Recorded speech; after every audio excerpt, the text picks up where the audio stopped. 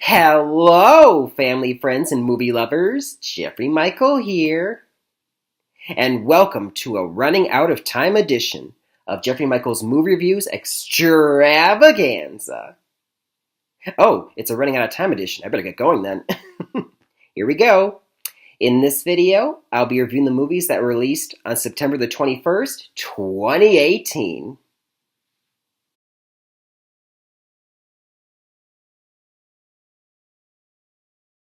The first movie that I'll review for you is The House with a Clock in Its Walls, rated PG. It stars Jack Black, Cate Blanchett, and Owen Vaccaro, and was directed by Eli Roth, who brought you such horror films like Cabin Fever, Hostel, Hostel Part 2, Green Inferno, and Death Wish. Now, The House with a Clock in Its Walls is based on the fantasy novel by John Bellairs. A little fun fact for all you Michiganders out there like me. The author, John Bellairs, grew up in Marshall, Michigan, which is just south of Lansing. And actually, in the novel, the fictional town of New Zabede, Michigan, is based on Marshall, Michigan. And the infamous Cronin House in Marshall, Michigan, was the inspiration for the house in the novel. Little fun facts for all you Michiganders out there. Hope you like them. So like I said, The House with a Clock in Its Walls is set in the fictional town of New Zabede, Michigan in the year 1955. As the movie begins, we're introduced to our main character, 10-year-old Louis Barneveld, played by Owen Vaccaro.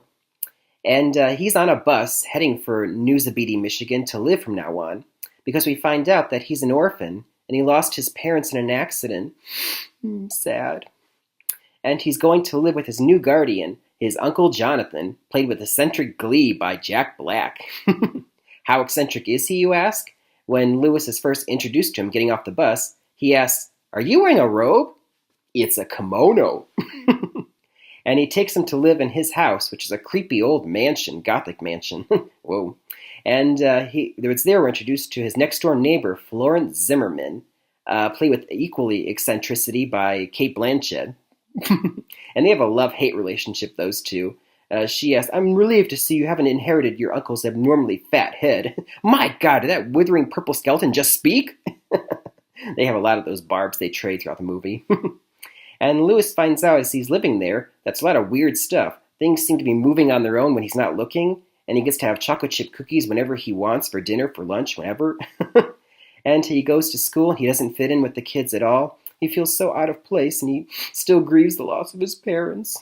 But then he finds out, in the middle of the night, Uncle Jonathan is going around the hallways, tapping on walls, looking for something. He wonders, what's going on here? And he also notices not so long into his stay there that there's magic afoot. Magic is real? Okay, kid, fine. I'm a warlock. Is that not a boy witch? Fine, a boy witch, warlock, whatever. Can you teach me? It's not easy. Please, please, please, please. Okay, I'll teach you. And so then he learns how to do magic too with his uncle and Mrs. Zimmerman. And we also find out why Jonathan was up late at nights. It's because the house that he lives in used to once belong to an old warlock, an evil warlock, who is intent on bringing about the end of the world. And so he constructed a magical clock. And before passing away, he hid that clock somewhere inside the walls of the house, hence the house with a clock in its walls. And so as the movie goes on, they're trying to find this clock because through every so often you'll hear a big boom, boom, the clock chiming like 5. Then at one point it chimes 4. And what happens when it gets to 1? Will it be the end of the world? So they have to find that clock. Meanwhile, Owen's trying to fit in at school and he's trying to impress this new boy. And, he can't really tell anyone about his new magic powers that he's acquired, that he's learning how to do. And so he decides he wants to be friends with this boy, so he wants to impress him. So he takes him to a cemetery, to try to do a resurrection spell. And it's there he accidentally resurrects not just anybody, but the body of that old warlock, Mr. Izzard. And it's like, uh-oh, because now this resurrected, warlock is trying to find that clock. And they got to work together, all of them, Jonathan and Mrs. Zimmerman and Owen, so they can finally take Louis, so they can finally stop that warlock before he finds that clock and brings about the end of the world, the end of time. Now, the best way to describe this movie is Harry Potter meets the Addams Family. Harry Potter because, witches and warlocks, duh. And the Addams Family because it takes place in a creepy old gothic house and there's a lot of eccentric characters, since. And it wants so badly to be like both of those movies. The sad part is that it's only halfway there. Not to say it's a bad movie, it's actually good. I mean, it's a good time for the whole family to watch this movie, a nice fantasy new movie. And, Jack Black and Kate Blanchett both do a great job playing these eccentric characters who, keep hurling insults at each other. They do such a good job. They really commit to their crazy characters. And there's a lot of, magic, of course, and a lot of, cool effects and a lot of eccentric and great one-liners and moments like a little armchair sofa that comes to life and a topiary kitty that keeps crapping out, "Get back, kitty!" The problem I have, the quibbles I have with this movie is that it gets a little too bogged down by special effects at times, and it kind of loses the story. And also it gets a little too juvenile at times. I get it; it's a family movie, but it could have been stronger with its story. I mean, it had a good story there, where it's a boy missing his parents, and he had some good emotional moments, and there's a lot of good action scenes, and a little big climax at the end. I felt it also deviated a bit too much from the novel, like it went off on at times that I thought were unnecessary, like changes. And I'm actually surprised also at how creepy it was. Like it's so juvenile at times, but then at times there's a scene where there's some marionettes or some like puppets that are alive and they're like staring at them, and it's like, whoa! If you have a phobia of like porcelain dolls or puppets, you probably would be well freaked out by that scene. Overall, it's a nice, fun family film that it's a little juvenile, a little too overrun with special effects, and it could have been better than it was. But as I see it, the movie, I give it a B minus. Yeah, it's a good grade. It's better than average, but not a great movie. Like, take the whole family to see it, then you all love it. So I recommend it if you got a family. But if you're not a fan of juvenile fantasy movies, then maybe you shouldn't see it. But you want to hurry and go see it quickly. Time's running out while it's still in theaters. So go see if you want to see a good fantasy novel, not a great one. Moving on.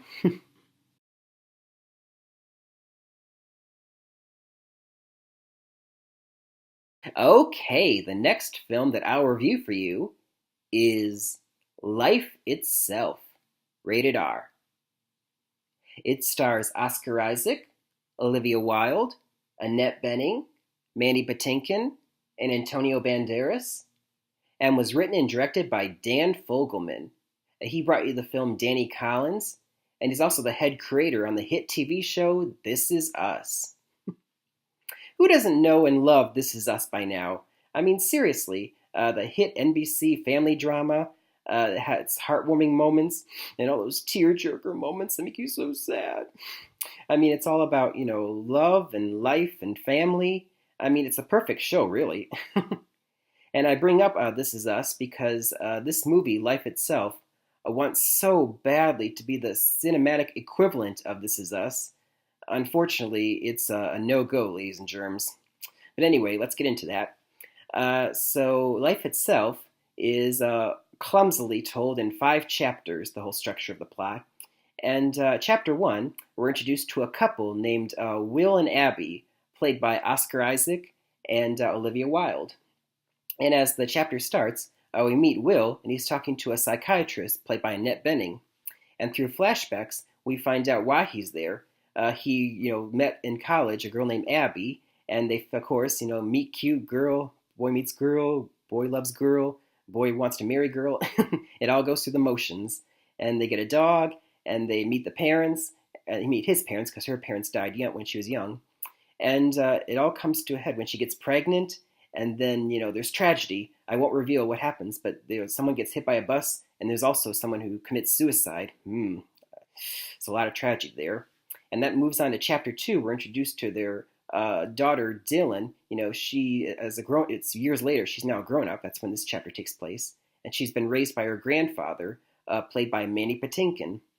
And she's also depressed from knowing death all her life. And then we go to chapter 3, where we all of a sudden go to Spain, and we're introduced to the Gonzalez family for some reason. And the Gonzalez family, the father works for a vineyard owner played by Antonio Banderas. And through there, we move on to chapter 4. We're introduced to Roberto, who's the son of the Gonzalez family, who, watch him grow up, to be a young adult. And finally, the movie gets to the climax, chapter 5. And by that point, there's a twist that happens that, oh gosh, an egregious twist. I thought, really? You mean that? And you find out exactly what these two families on two separate continents have to do with each other, one in New York, one in Spain. And it's like, okay, movie, if you insist. One of those moments. Where to begin with this one? Like I said, it wants to be like This Is Us, about life itself, all the trials and tribulations and good and bad of life. But I just thought this was a huge, overwrought mess. I mean, it's a movie that's simultaneously overwrought with, emotions and is just underwhelming, too. I mean, that's not easy to do, to be, have so much emotion and crazy dramatic things happen, and for the movie to be just underwhelming, character-wise and plot-wise. But first of all, the acting. I mean, you can't blame the actors. They all do the best that they can with the script that they're given. Oscar Isaac and Olivia Wilde do great, and it's just unfortunate when you have seasoned actors like Mandy Patinkin and Annette Bening, and they have so few scenes in the movie, and then then you never see them again. It's like, why would you hire these great actors and then not use them? And also, it's the movie. Main problem I have with this movie, it's too depressing. I get it, it's supposed to be about life itself, all the good and the bad. But where's all the good? All I saw was the bad. I mean, we got everything in this movie. We got, like I said, an accident. We get suicide. We get depression. We get cancer. We get every bad thing you can imagine. This movie has. It's like, okay, we get it. You're trying way too hard, movie. And also, it, like I said, it tries so badly to be this tearjerker of a family drama, and I think it just fails spectacularly. I mean, you've got a father who, pretty much gives up, and you got another father who's such a weenie, and it's like, you guys, you're not trying hard enough here. Stop being so whiny and, oh, my life is terrible. Well, do something. Stop whining. Ugh, there's too much of that. And then there's also slow scenes that happens where there's an entire long monologue with Antonio Banderas and the Spanish father that goes on for 10 long minutes. And it's like, what was the whole point of that? It's just one long boring scene. And that's the other problem I have with this movie. It's just boring most of the time. It's like, okay, we got one depressed character here, another depressed character, and they just most of the movie they're all just staring into space and not talking or doing much of anything. And oh my gosh, I mean, I'm gonna cut this short. I give this movie a D+, and I could go lower, but the actors, they did such a good job with what they were given, even though it's not much at all. And so I elevated my grade to a little bit, but still, D+. This is lower than average. This is just, if you want to see a good family drama, everyone, just watch This Is Us at home for free. Don't go to the movies and see this crap shack. But to be honest, it's only been, it's bombing at the box office, so very few people went to see it, so good thing too. So that should tell you that it's already out of theaters, so no point in seeing it in theaters. It's already gone. See it for free on TV if you want to, but this is one family drama. I wish it would just get put out of its misery through suicide. I mean, ugh, I hate to go there, but this was not a fun movie, ladies and gentlemen. Let's just move on already. I'm disappointed.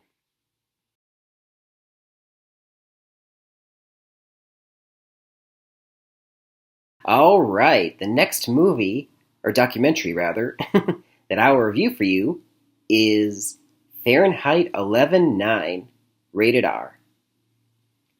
It was directed by the most infamous documentarian of all time, Michael Moore, who brought you such films like Bowling for Columbine, Fahrenheit 9/11, and Sicko. Now, before I begin my review, a fair warning for you all. If anyone watching this video is a Trump fan or a Trump supporter, yes, Michael Moore does go after Donald Trump in this movie. So if you have a problem with that, then probably this movie is just not for you. And you can go ahead and skip to the next movie review if you want to. I won't be offended. Fair warning for you all. So anyway, Fahrenheit 11/9 is a play on the title Fahrenheit 9/11 with the numbers reversed. You see, 11/9 was the day after the 2016 presidential election. And the two major themes that Michael Moore tries to cover in his new movie are how did we get here and where do we go from here? The how do we get here covers the 2016 presidential election, how Trump became our president, why he wanted to become president, and from there he covers a lot of events that happened during the administration. Everything from Charlottesville. At one point, Michael Moore covers the Flint water crisis and the Stoneman Douglas shooting that happened at that high school. And he covers a lot of range of topics that go on now in this new administration, like I just mentioned. And as a result, the movie can be a bit disjointed at times because he's covering so many different areas. But I got to applaud Michael Moore for this movie because it was so easy just to bash Trump the whole time. But he also acknowledges some failures of Obama and the Democrats, and that's what I like. This movie tries to be as fair as possible. It tries to show that both Democrats and Republicans can be very corrupt, and how we as American citizens are pushed along to them on the way, like they care so much about themselves that we, the average citizens, get screwed over, whether it's our water or our kids getting shot up at school, or just a lot of hard issues you have to watch that are all real. It's not a drama you're watching here. But on the plus side, though, there's also the other theme of the movie. Where do we go from here? Where we get to see images of real life people, average people trying to run for office, and the students of Stoneman Douglas, making a revolution where we got to get people to march and demand we're the people and we want to have our voices heard here. Damn it! Now the movie did a great job addressing both issues, how we got here and where do we go from here. And like I said, it's a very powerful documentary, one of his most powerful, because there's some imagery that just haunts you and it stays with you.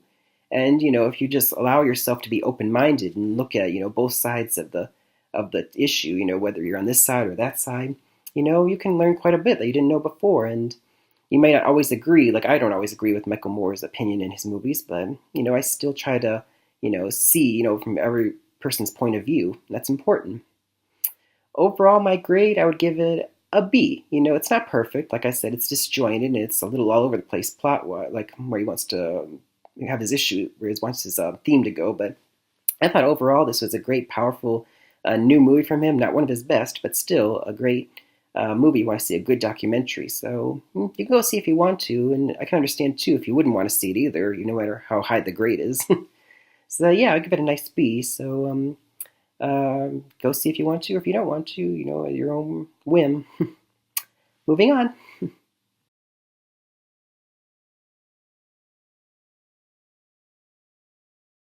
So the last movie that was released on September the 21st was Assassination Nation, rated R. It stars a bunch of unknowns and was directed by Sam Levinson. The plot of the movie, it's set in Salem, Massachusetts, and the whole town is turned upside down when an anonymous hacker leaks personal messages and photos of many of the town's citizens, and people are outraged. They take to the streets to express their anger, and a group of teenage girls must defend themselves because these outraged citizens have guns, and there's shootings and killings, and oh my gosh, it's basically a cinematic version of like Ferguson or Charlottesville. It's basically a social commentary of, social media hysteria. And I'm being vague here because, unfortunately, ladies and gentlemen, I didn't get a chance to see this movie. It was only released in select theaters.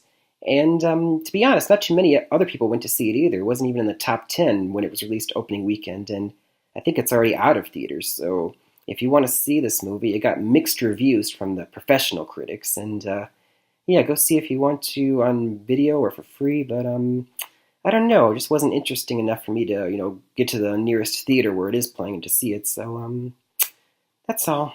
Moving on.